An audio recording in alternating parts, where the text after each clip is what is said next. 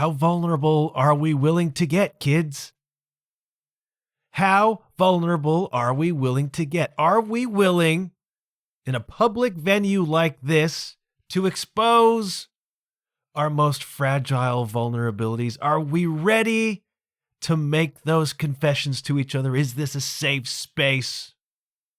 Can I make to you the confession I'm about to make? Which is, I started taking swimming lessons.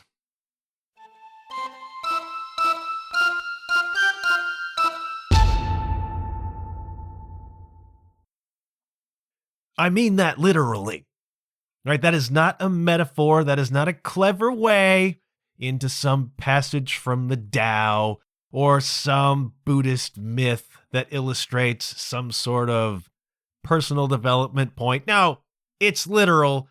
I'm literally taking swimming lessons because I never quite learned how to swim. That's all. I never quite learned how to swim. And if I'm making a second confession to you right now, and this might be the more important one, it's that I don't want to talk about this at all. I don't want to talk about this because it's embarrassing. It's embarrassing that I never quite properly learned how to swim. Now, I can dog paddle. I can convey myself around the water on my back. I can frolic. I can frolic with the best of them, but I never quite learned how to swim properly. And it has bothered me for my whole life. And I know now that the facade is broken. There I am, the image you have, that guy who plays drums in bands, that guy who has his podcast, that guy who is so charismatic and articulate and confident, that guy who just has it all going for him, just laid it out that he can't friggin' swim. At least not well enough. And it has been a thorn in my side for a long damn time. And I do not want to talk about it right now. I am feeling really, really self-conscious telling you this. And so why am I? Why tell you this at all? Why not do another Bible story? Well, the answer to that lies in an experience I had last Friday, right? This is Tuesday night. I'm doing another one of these Just Under the Wire episodes. Last Friday, I was a guest on a local cable TV program called Music City Live. I went in and I was accepted as a guest to tape an episode last Friday. And Music City Live is hosted by a great dude called Ryan. And he has people come in who are from the music industry. That can be artists, that can be lighting techs, tour managers, people who run festivals, whatever. If you're connected to the music industry and you got a story to tell, then you come in on Music City Live. And these are long-form, in-depth interviews. I was in the chair for nearly 3 hours, just talking it all over, telling my story. And I was there ostensibly representing the side players. You know, the side players don't get a lot of attention, the hired guns. It's the artist whose name is on the poster. It's the artist who everybody wants to interview. It's the artist whose autograph everybody wants. And you accept as a hired gun that that's just the lay of the land. Nobody actually gives too much of a crap about you. You are very disposable. And one of the hardest things you begin to learn as a side player is just how disposable you are. But that's the game. You also get paid, and that's kind of a useful thing, you know? And you don't have much of the pressure in the way that the artist does, right? It's yin and yang. It's very Libra, and that's what I am. But I was on Music City Live to talk about my experience, not just of music, but music as a crucible, all right? My experience of music as a vehicle for facing all of the fear and self-doubt that has plagued so much of my life. Now, those of you who have come to this podcast as a result of seeing my episode of Music City Live, which as of this recording has not been broadcast yet, I think sometime in the next couple of weeks. So it's reasonable to think that some folks are going to look at the podcast, maybe starting with this episode. And if that's you, this will all be very fresh for you. And if you've been around for a long time, you will know my story. You know it nearly as well as I do. But those of you who are more recent to the program, I haven't talked a whole lot lately about my musical experience that I can remember. Reality is I didn't start taking music seriously until I was nearly 40. All right, so I am a late bloomer. All right, I picked up the drums when I was in high school, and I performed a lot. I was a church drummer, and that seems weird to a lot of people, but that's a thing. And so I was performing 2, 3, sometimes 4 times a week in church services. I was also a trumpeter in high school in an active stage/jazz band, so we performed a lot. And in high school, maybe ignorance was bliss, I don't know. Didn't have much of a problem with it. But then I stopped playing drums, okay? I sold my drums in university to pay tuition with the vow that when I paid off my student loans, I would buy drums again. And it took me 10 years to do that, during which I didn't play the drums at all. And so then I had to start all over again in my early 30s on this instrument. And I go into more detail about that on Music City Live, which is available, I think, on YouTube as well. So even if you're not local market, you'll probably be able to watch that if you're interested. Doesn't matter. The point was, I was terrified to perform. Right? Somewhere along the way, in all of that time away from the instrument, I also developed an enormous stage fright. And it was only a symptom, I think. It was only a symptom of a general inadequacy that I've carried around throughout my whole life, right? My great test has been to deal with this idea of just not being good enough as a human being, not being good enough as a person. It's been a plague. It's been a thing, and it has been my great test to reckon with that. Music has been an enormous crucible for that. But when I wasn't playing drums anymore, and then when I even picked them up again, I developed a huge fear of performing in front of people because I didn't want to be found out. I didn't want to be found out to be not good enough as a drummer. I didn't want to be humiliated, embarrassed. I couldn't sit in a room with seasoned, accomplished players and hang. I'd get found out and I'd be humiliated. And then this latent childhood fear of inadequacy would just blow up in my face again and again and again. And so I avoid it. I had opportunities to play gigs. I turned them down. I had excuses. Didn't do it. And then eventually, life kind of demanded it of me. Life put it in front of me. You have to start playing music now. You have to follow through on this. And I listened. And so, long story short, I eventually got a band together. And then came time to play a gig. And I was, I think, probably 38. And I was terrified.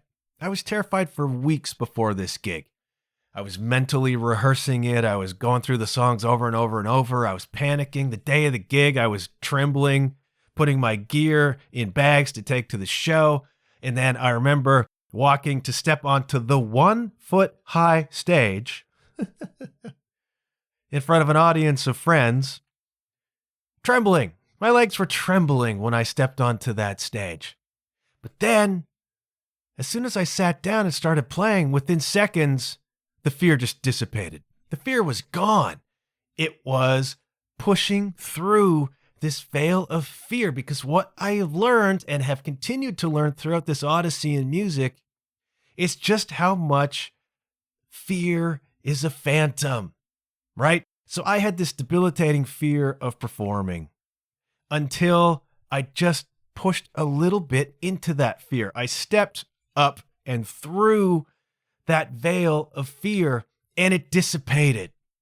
It just disappeared. And my message, the reason I went on Music City Live in the first place, was to offer that message of inspiration, because I realized that when I pushed through the veil of fear, it would go away. I realized that when I faced what held me back from experiencing what life could be, everything changed.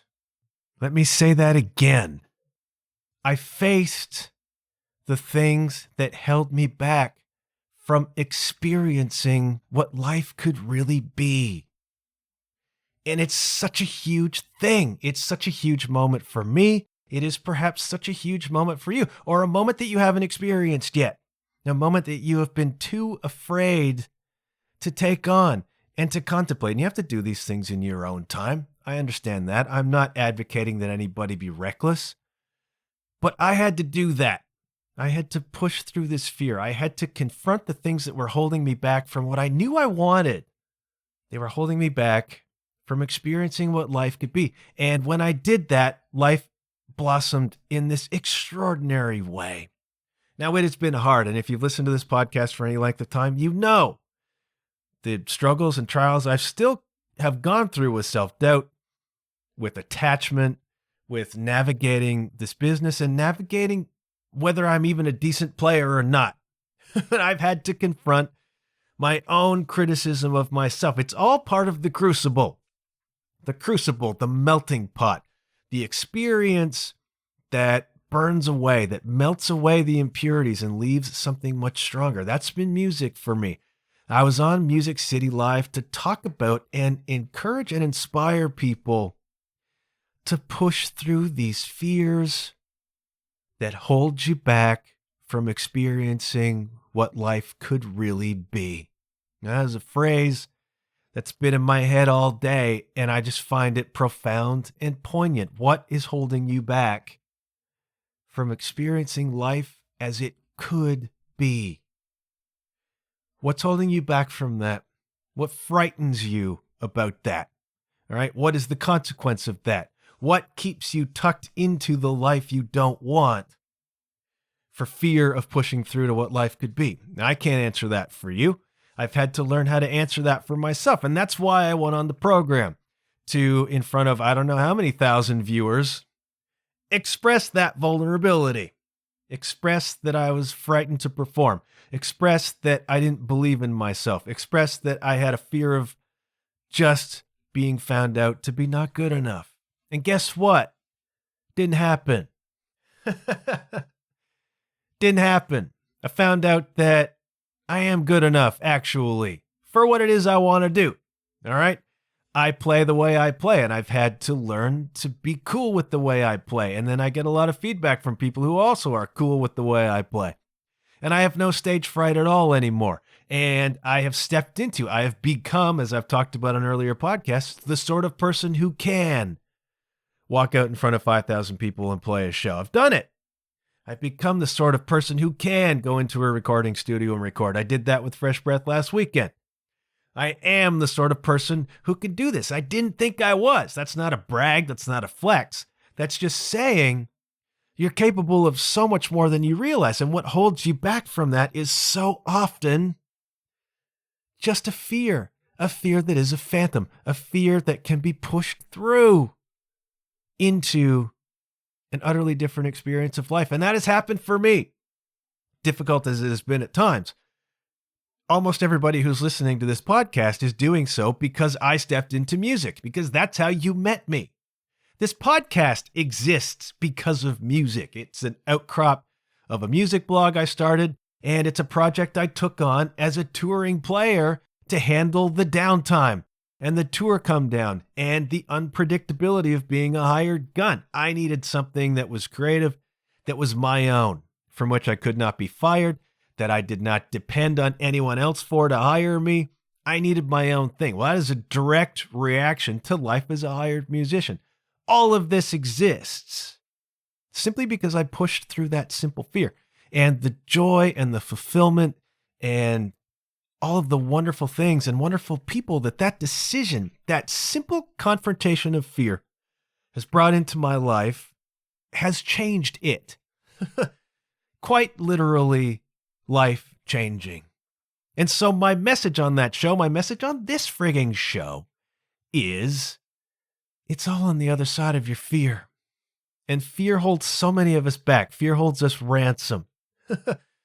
fear of the unknown. We sit and we stay in an unfulfilling or even lousy known so as to avoid the unknown on the other side, the devil all right? That's a cliche for a reason. I lived that way for a very long time. Better to stay in my basement. Better to stay in my basement where nobody's going to find out that I'm not a very good drummer. But what I really wanted was to play. And when you push through that, all of a sudden, your whole identity, your whole life changes. And the joy, fulfillment, and happiness and connections and people and experiences that have followed that into that dark unknown, which is just lit up. It's just lit up. And so why am I telling you about swimming lessons? Well, because if I can't tell you about swimming lessons, if we can't talk to each other about the silly little fears we have that are just embarrassing on an ego level, how are we going to talk about our depression? How are we going to talk about our anxiety? How are we going to talk about our broken hearts? How are we going to talk about the really heavy stuff that really matters? Now, if I can't express this simple, embarrassing vulnerability, then what stock do we put in the other messages that I have? I'm still a person. I still have an ego. And it's humiliating, and it has been my whole life that I can't swim properly. But I am in a season now where I am confronting some of the parts of me that have needed it. All right? I'm going through a complete change of life. Separated from my spouse last year, now navigating a solo life and trying to figure that out and standing on my own 2 feet. Solo travel to Berlin, solo travel to Mexico, started a new job, had to let go of the idea of playing music full time, which was never working anyways. And then I've had to take what responsibility is mine to take for my relationship ending. Because some of it, a lot of it, maybe most of it is my responsibility. Everything in your life is your responsibility ultimately.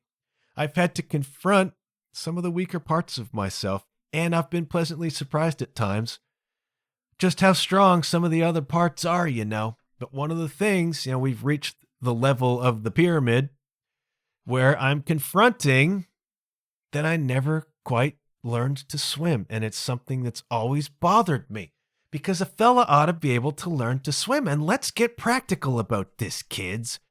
How am I to attract and maintain the affections of some fierce, beautiful woman? I can't even swim. How am I supposed to go yachting? What happens if the paddle boat flips over? How can I enter that world? How can I enter the dating pool not quite knowing how to swim? Now that's a metaphor. That's probably a triple entendre. How do I enter the dating pool not quite knowing how to swim? Which I don't, by the way, in every way you can think of it. And it's been really hard to do. Okay, I am not approaching this with great enthusiasm. I don't like the water doesn't like me, okay? I'm not comfortable there. I've never been.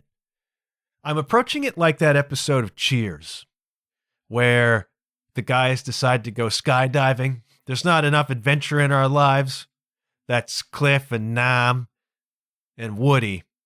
We're going to go skydiving and prove that we're men. And so they get up in the plane and they all chicken out, all 3 of them. But they concoct a story that they did it. We'll go back to the bar. We'll be very simple. We'll say we jumped, the parachute's open, we landed, all good. They get back there and Woody is already a mess. Now, Woody can't tell lies, right? He's too innocent. He's too pure. And he has a great deal of trouble holding that together. But he manages the lie and people believe it. And then Sam wants in. Hey, you guys are getting all this attention for skydiving. I want in. Okay, Sammy, I guess we can do that. Up they all go. And then in flight, it's revealed to Sammy that they all chicken out and nobody dove. Sammy's like, what? And then they all chicken out again, all 4 of them this time. Back to the bar they go with their concocted story. But it comes out that they didn't jump. And now they've been pressured into doing this jump holding up a cheer sign or something like that as promo for the bar. And none of them wants to do it until Rebecca indicates that it might turn her on, Sam, if some brave guy did that. That changes everything, right? Fierce, beautiful woman. Got to be able to skydive. Back they go up in the plane. And they're all getting ready to chicken out again. All right, here's our story this time. Here's why we couldn't do it. And then all of a sudden, Woody just stands up. Woody stands up and he's wobbly on his pins. And he's like, I can't take this anymore. I can't do it. I can't eat. I can't sleep. I'd rather die like a fool than live like a coward. And he staggers over to the door of the plane and he falls out. That's me going to swimming lessons. I can't eat. I can't sleep. I'd rather drown like a fool than live like a coward. So time it is to confront another of my fears. And so I found some adult swimming lessons very near my house on an evening that I was available. It's like a 7-week thing. And it wasn't all that expensive. And it's like, dude, you got no excuses. Right? You are free on this night of the week. It's the rare night you don't play pickleball or have a rehearsal. You're free. It's right next door. It's cheap. This is it, man. 7 weeks. Maybe you could get there. Okay. So I signed up. And I'll be perfectly honest. It sucks.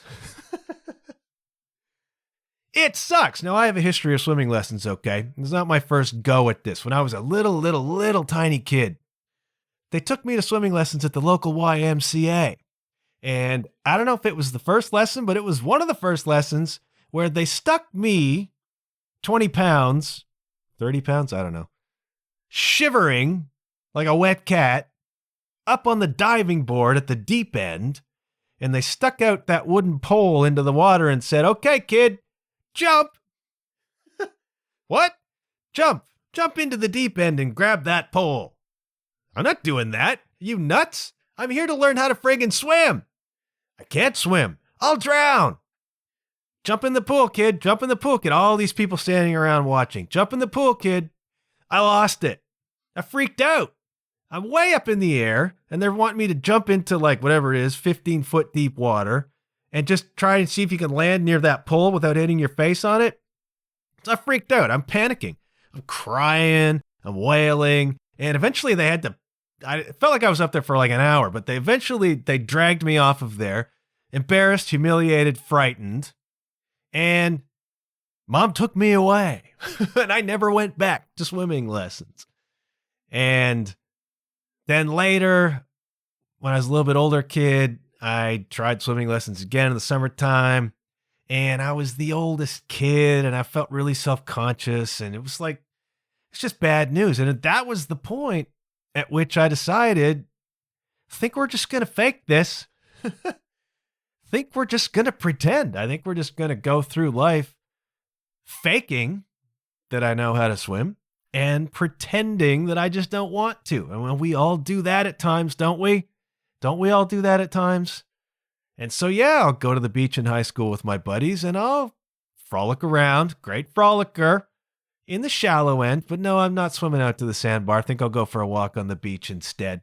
And I avoided all sorts of stuff because I couldn't do it. And then I wanted to pretend otherwise and not come off like a guy who can't friggin' swim. And I did that for many happy years. And then you get to be in your 30s and your 40s. Who friggin' swims? Nobody swims in your 30s and 40s. It doesn't matter anymore. But it's a thing in the back of my mind. It's a thing in the back of my mind that's like, dude, you never faced that. You never faced that, and it bothers you. It bothers you that you had to make excuses all the time. It bothers you that you never did it. And my ego was such that it wouldn't allow me, right? Until now, I've done just enough work to be able to face it. And so I signed up, and then cometh the appointed hour, I appeared at the venue, and I walked in and was immediately flushed. A wave, if you will, of chlorine just came over me. the smell of chlorine at the pool, and it was an instant trigger. Immediately, my gut tightened up. I'm a little kid, shaking, shivering on the diving board again, screaming to somebody to get me out of there, right? The latent fear, visceral, heavy. And I mean, here I am, 6'6", 240 pounds, 4% body fat. But in that moment, I'm a little kid again. I smelled that chlorine and it brought back memories of pools. And instantly I'm like, oh, this is not good. This is not good. But I registered and I signed in. Then I looked around and I'm like, wait, there's people here. I wasn't counting on there being people here to witness my humiliation, but of course there are people there. It's an aquatic center. There's little kids, like water bugs, skimming around at their lessons. Unbelievable. And there's a synchro team that's working out over there. They're upside down. How you doing that? And then there's competitive swimmers doing laps, working on their stuff. And I'm like, how do you do that? I don't understand. Especially kids. It's like, if I had jumped into the deep end, maybe I'd have been one of them. I don't know. But I don't feel comfortable there. I don't belong in there. All right? Let's have that established. I don't belong in there. And there's all these adults watching their kids do swim lessons, do synchro practice, do their laps. All these people. And I'm like, oh man, dude, I was not counting on this kind of an audience. Put me on a stage in front of 5,000 people where I'm supposed to be. Terrific, no issues. Felt like there were 5,000 people gathered around to watch me flail around like a blender in the friggin' pool. Awful, awful, awful. So I can feel the heat rising. All right, I'm already having a panic attack because I smelled chlorine. And now I'm feeling as though there's all these eyes on me. There weren't. Nobody cares at all. But, this is me. My ego is still fragile, man. And it's 50 years of feeling very self-conscious about this little issue. And so now it's like the universe is like, here you go, kid. You're going to face it all right now. So I go into the change room and I have flashbacks of change rooms and I'm like, I hate this. I really hate pools, man.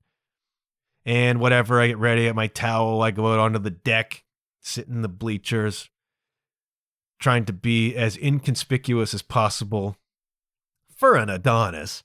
And I was there way too early. I have way too much time to sit there. But I'm stretching, whatever. Because I get leg cramps all the time now. It's like, it's a bad scene, all right? Along comes the kid. Who's going to teach the swimming lessons. And she's, I don't know, 20, 19, like a friggin' dolphin. And she's like, adults, 1, whatever. Okay. And I walk over, and so do 7 or 8 other people. Oh, terrific. I'm not drowning in isolation. That's fun. Herd mentality. We can hide in the group. And then we get into the water. It's like, all right, here we go. And first thing we do is we're going to float. Gonna float, kids. Face down, float. Okay, everybody deep breath. Face down, float. And I can't float. Can't float. That's the first thing. I can't float. I'm the wrong friggin' shape or something. I'm all legs, all right? I'm like 3/4 legs and then just a head on top. I'm not balanced. Can't float. And I got my face in the water, so I'm panicking immediately. There's a lot of latent stuff here. Face in the water, I'm panicking. My breath lasts about a second and a half, and I'm like standing up like, can't float. Can't float. And I'm face first in the water. I'm taking another deep breath, face first in the water. Okay, I'm down, and my feet are on the ground. I don't belong in there. Okay? Other people were floating. I found out that it's actually kind of a guy thing, something about our weight and body structure, because the women are floating around. Like the women are like otters, just floating, whatever, no big deal. I can't float. No, go on your back and we'll float that way. And that's better because at least I can breathe. Go on my back, can't float. Legs are on the ground. I'm like, I can't do the first thing. And the silverfish, I guess that's an insect, the dolphin who runs our program, it's like, it's okay. It's not a big deal. Not everybody can float. I'm like, it's the first thing, man. I'm already failing this. I don't like it here, okay? Let's not worry about floating. Now we're going to do glides. Okay, what's that? Well, that's where you push off from the wall of the pool, facing the water, and just glide as far as your momentum and breath will take you. Okay. So deep breath and glide, and it's chaos. I glide out there. I'm choking. I get up. It's like, let's glide on our backs. Oh, yay. At a certain point, I looked around to the other people in the group and I said, can you believe people do this for fun? I don't get it. Frankly, I don't get it. But okay. Let's glide on our backs. Not great at that either.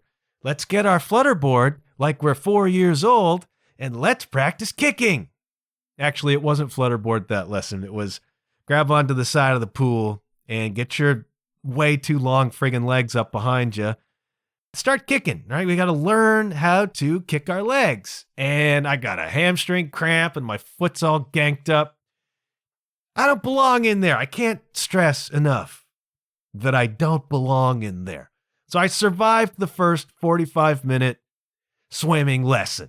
And I said to the kid, I said, if you somehow manage to get me swimming, you deserve a medal. Because I don't belong in there, okay? But I did it, all right? And you can derive a certain satisfaction from the fact that you did it. And you can feel like it's not going to get worse than that, all right? I have faced the humiliation of walking into a room full of people who can swim, realizing that I can't. I have faced the chlorine.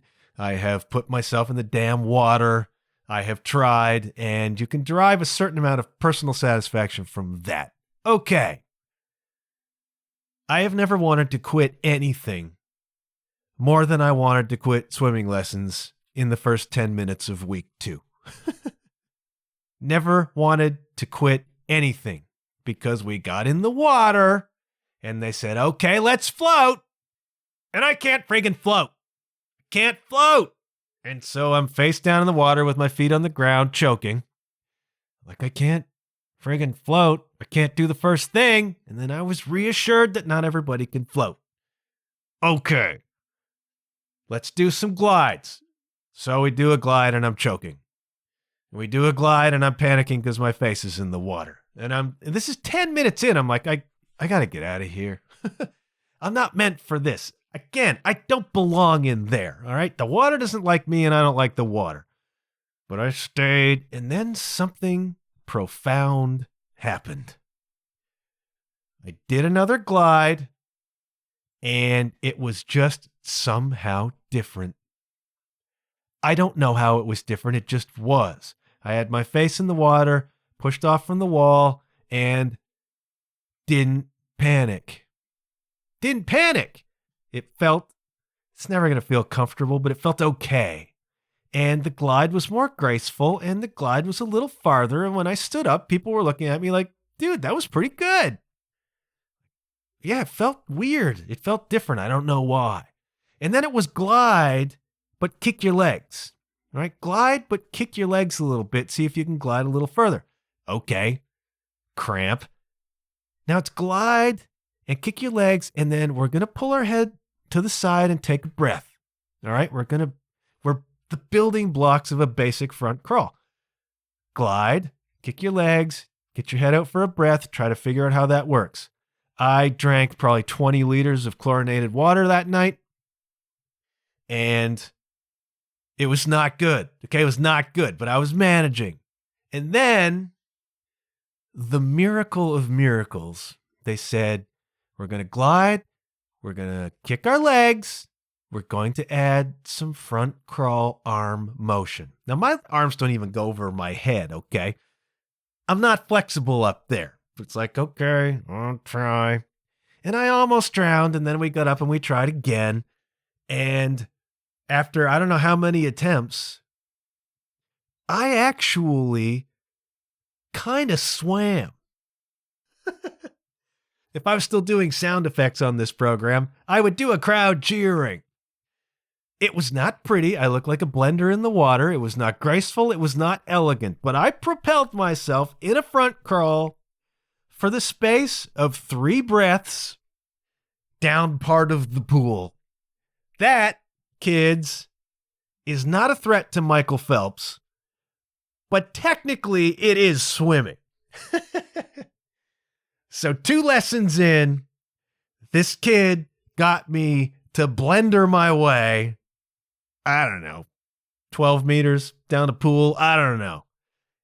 And that's pathetic, but also it's magnificent. Also magnificent, because here is 52-year-old me who has been carrying this humiliation for 50 effing years. Within the space of 2 lessons, swam a little. And I'm not good at it, and I'll never be good at it, and I'm determined to never like it. But I did it, and I got 5 lessons left, and so we'll see if the wheel turns or if I drown. But the point was, that's something I've never actually done, and it's bothered me for 50 years, 5 effing decades. It's bothered me that I can't do that. I don't want to do that. I still don't want to do that. But the fact that I did, as ugly as it was, is huge. Huge for my fragile self-confidence. And so it's huge right now for me to be saying all of this to you. All right, that is the real lesson here. The real fear here was not taking the swimming lessons. It was telling you about it. The real fear is admitting to you, the public, the listeners of this podcast, that I have this vulnerability, that I have this quote-unquote secret. And it's embarrassing. And I'm confessing it to you. And the interesting thing, I've told almost nobody about this. I've told, I think, 3 people. 3 people I've told that I'm doing this. One of whom is my therapist, and she's not allowed to tell you about it. And every one of the 3, it's not a huge sample size, but everybody I've talked to has been so impressed and encouraged and encouraging. Everybody's like, dude, that's amazing. Good for you. And it's like, yeah, you know, like the criticism you fear is what comes from within you, right? Whenever you anticipate any sort of a reaction to anything from anyone, it's a clue as to how you would react to that situation. And so I'm going out there, you know, in my mind, expecting people to think I'm pathetic. And some people probably do and will and would say so, and that's okay. I don't hang out with those people. The people who matter to me, the people I value in my life, are so encouraging of that. And I think I would be too. In fact, I know I would be too. My job is to inspire. My game is to encourage. You know, if you come to me with anything you're doing that is pushing through a genuine fear, you know, I'm like, I got you, man. Don't do it in the water or we'll both drown. But I got you on land. And so, if there's a message this week, it's simply, just contemplate. All right, if you're a person who's in an unhappy life, unhappy job, unhappy whatever, if you're a person who wants something more or something else, what is the fear that holds you back from the experience of how life could be? What stops you? What stops you? Is there something in your current life that you actually still want, and that's what keeps you? Is it a fear of people's reactions? Who knows what it is? I mean, that is just you. That is just you. If you're afraid to step on stage, if you're afraid to jam with somebody, if you're afraid to expose your poetry or your photography to the world, you know, what is it? What is it in that scenario that keeps you from doing that feels safer and more comfortable? Or is it just something that you like about that scenario that keeps you there? I'm not articulating that part very well, but my point is, and has always been, It all lies on the other side of that fear. And the fear, more often than not, is a phantom. It is a paper tiger. I learned that in the hardest and most beautiful way when I stepped onto that stage all those years ago, and instantly the fear was gone. It wasn't real. It was all inside me. And so what is waiting for you? What life, what experience of life is waiting for you on the other side of that? And maybe that means you need therapy, right? Maybe you've just got mental stuff that you need to reckon with. And you're afraid to go to therapy. Why? For the same reason that I was afraid to go to swimming lessons, or at least afraid to tell people about it, for what you think they will think about you, right? And it's like you've got to push through that. What is it that keeps you where you are? If you don't want to be where you are, what keeps you where you are? And be very honest about that, right? You do yourself no favors telling yourself lies, okay? I told myself many lies. I don't want to go in the water. I don't feel like it. No, I don't really feel like it right now. Lies, lies, lies, lies. And did they serve me? No. No, they just forced me to continue living lies.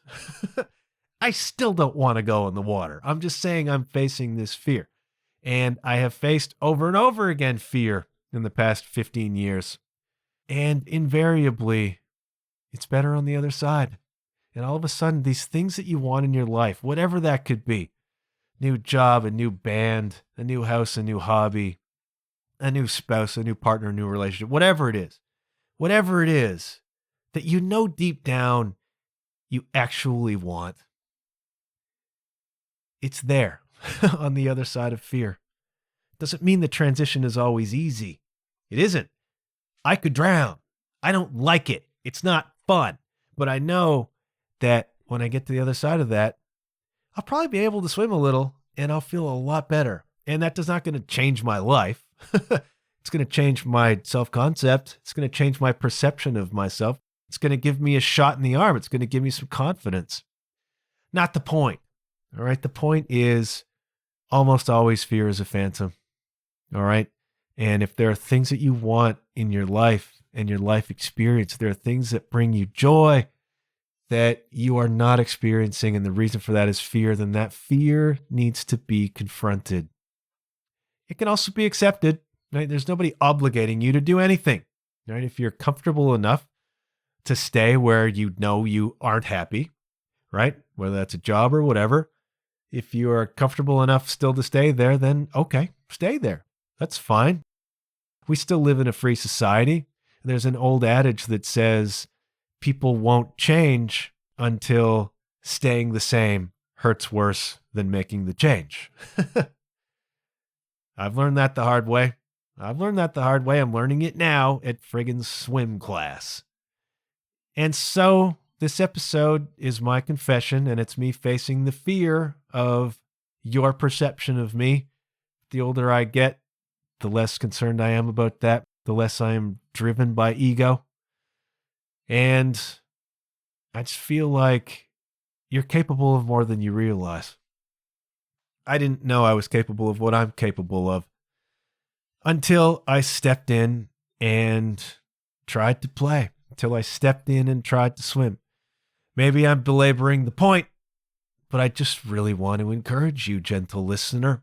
The point of this show really is to encourage, really is to inspire, really is to give you something positive to hang on to in a world that is so damn negative so much of the time. And you will find cheerleaders in your circle. I found cheerleaders in mine, and I'm really grateful for that. And you will find in me a cheerleader. So look at those fears. Something's bothering you. Think about it. What holds you back from the prospects of what life could be on the other side? I want to thank you ever so much for listening. I want to thank you for your support these 6.5 years. I do appreciate sharing the episodes. If you get something from them, tell a friend. If you're here from Music City Live, welcome. Thanks for hanging around this long. And, I do continue to fish for ratings and reviews because they warm my cockles. I appreciate those of you who have taken the time to do that. Gonna shutting up because, again, it's Tuesday and I gotta edit this damn thing and get it out. So thank you for listening. I don't have swim class this week, which means I'll still be around probably next week. I can't guarantee within 7 weeks that I'll still be alive. If I am, I'll continue to try to do podcast episodes for you. Until next time, do take care. Remember, good things happen when you put yourself out there. It's all on the other side of your fear, kids. I was about to say, push through. I'll be waiting for you. That's cheesy. All right, goodbye.